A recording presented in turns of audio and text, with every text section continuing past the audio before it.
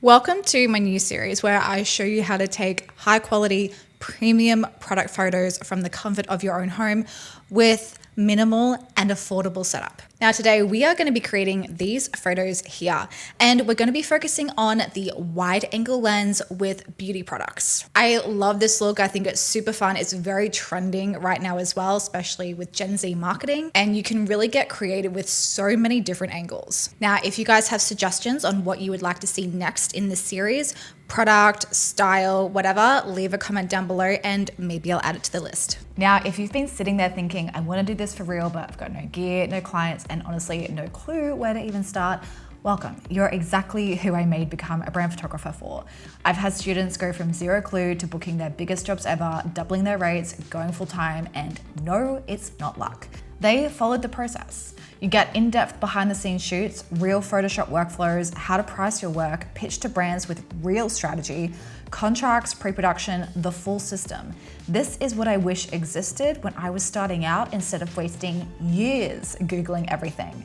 Every day you sit on the sidelines, someone else is out there getting the job, building the brand, living the life you keep saying you want. You're not stuck, you're just waiting. The link's in the description. The only thing standing between you and the life you want is action.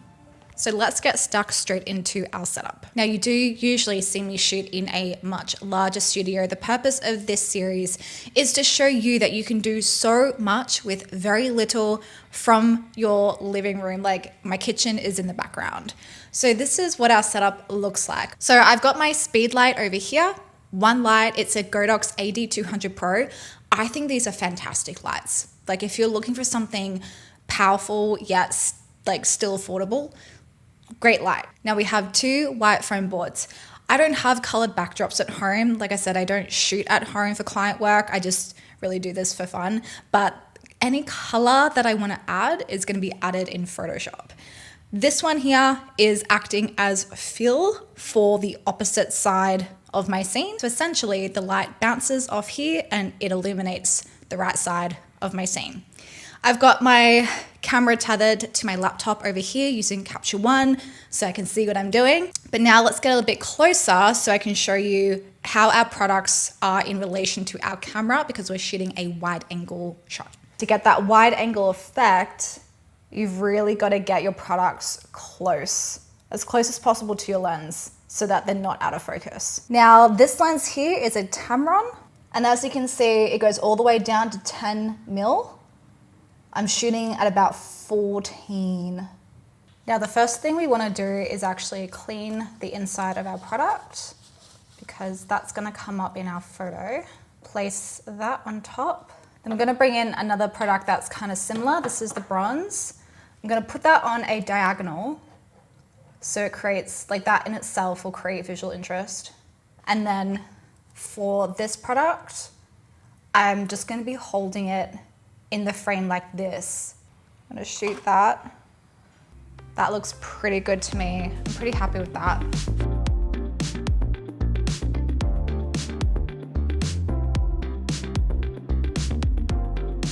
So I'm pretty happy with this image here. You can see, like, my products are really close to my lens. I would say there's 15 centimeters between my lens and my products. I'm still gonna play around a little bit more with composition, maybe having something a little bit more in the foreground. I have to clean that product. And I might play around a bit more with just where my light is coming from, the direction. But again, I'm pretty happy with that directional light as well. That's working for me. Now on this product here, I want to improve the reflection in this little bit of the lid. So I'm gonna show you how we do that. I just want it to be more silver. Now I've also actually repositioned my camera just a little bit to look more upwards at the products. So it's kind of more of a bold hero shot. So to fix this reflection, I've just got a small piece of white foam board. I don't really want anything bigger because it's such a small area.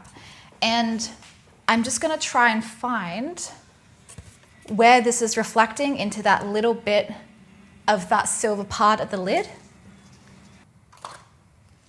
So this is the before and this is the after. Now it's also affected this one, which is great. We've got that beautiful gold labeling coming back, and obviously we can retouch this little bit here, but that's definitely made that just a little bit more elevated, and I love it.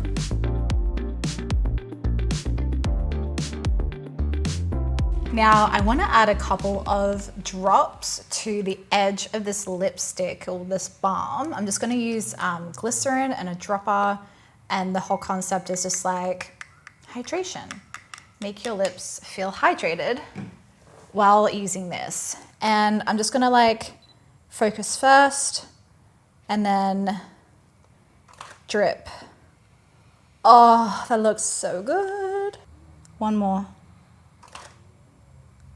So let's have a look at the final photos. I love how they turned out. Now, when you shoot wide angle, you want to be around that 13 to 15 mil. Of course, like just get creative with it and have your products fairly close to your lens. Now, if you have any questions, drop them in the comments. And if there's a specific product that you would like me to show next in this series where I show you how to shoot high quality photos from the comfort of your own home, let me know in the comments as well. But if you enjoyed this, you found it helpful, subscribe, that really helps, and I'll see you in the next video.